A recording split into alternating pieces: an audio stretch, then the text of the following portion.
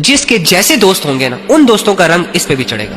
अगर तुम्हारे दोस्त जानी है, लड़कियों के शौकीन है, तो मेरी जान ये लड़कियों वाला चस्का तुम्हें भी लगेगा। हाँ ठीक है, तुम ज्यादा नेक हुए तो जिना नहीं करोगे, लेकिन तेरा भी किसी न किसी के साथ अफेयर जरूर चलेगा। अगर तेरे दोस्त लड़कियों से मिलने जा रहे हैं ना, तो तू भी घर बैठे किसी कमरे में मोबाइल हाथ में पकड़कर लड़की के किसी मैसेज पे दांत तो जरूर निकालेगा, बचेगा नहीं तू। और अगर तेरे दोस्त टाइम जाया करने वाले, सोशल मीडिया पे नंगा नाच देखने वाले, जिंदगी को जाया करने वाले, और तू उनमें उठता बैठता है, उनकी एक पुकार पे लब्बैक कहता है कि जी हाजिर, आया, बस ठीक है, ओके फाइन, तो तेरी जिंदगी भी जाया होगी। और दूसरी जानिब अगर तेरे दोस्तों का ताल्लुक अल्लाह से मजबूत है, तो तू चाहे कितना ही गया गुजरा क्यों ना हो, उनका रंग तुझ पे चढ़ जाएगा भाई। ठीक है, वो तुझसे इल्म में आगे होंगे, फहम में आगे होंगे, तकवे में आगे होंगे, परहेजगारी में आगे होंगे, वो 5 वक्त की नमाज भी पढ़ते होंगे, तहज्जुद भी पढ़ते होंगे, कुरान की समझ भी रखते होंगे, लेकिन अगर ऐसे लोगों के साथ उठोगे बैठोगे ना, तो तुम्हें जो फायदा होगा वो ये होगा कि तुम्हारा ज़मीर जिंदा रहेगा, तुम्हें सही और गलत का फर्क तो कम से कम महसूस होता रहेगा, और आहिस्ता आहिस्ता तुम्हारी जिंदगी में भी वो तमाम इबादतें आ जाएंगी, उनकी हरकतें तुम्हारी हरकतें बन जाएंगी, उनके अमाल तुम्हारे अमाल बन जाएंगे। यानी बुरे दोस्तों के साथ उठोगे बैठोगे तो बुरे दोस्तों के जो अमाल होंगे वो तुम्हारे अमाल बन जाएंगे,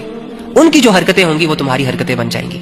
अगर वो अपनी जिंदगी जाया कर रहे हैं ना, तो उनके साथ उठ बैठकर, उनके साथ ताल्लुक रख के, उन्हें 24/7 अवेलेबल रहकर तुम भी अपनी जिंदगी कीमती ना बना पाओगे। इसलिए कुछ लोगों से दूर होना, कुछ लोगों को नाराज कर देना बनता है भाई आज के दौर में। बात समझ आई कि नहीं आई? अगर आ गई है ना, तो अभी के अभी उन लोगों से दूर हो जाओ जिन्होंने तुम्हें खराब किया, जिनकी वजह से तुम्हारे लिए गुनाह के रास्ते आसान हुए। पहले तो उनको भी समझाओ, अगर नहीं समझते, अल्लाह हाफिज।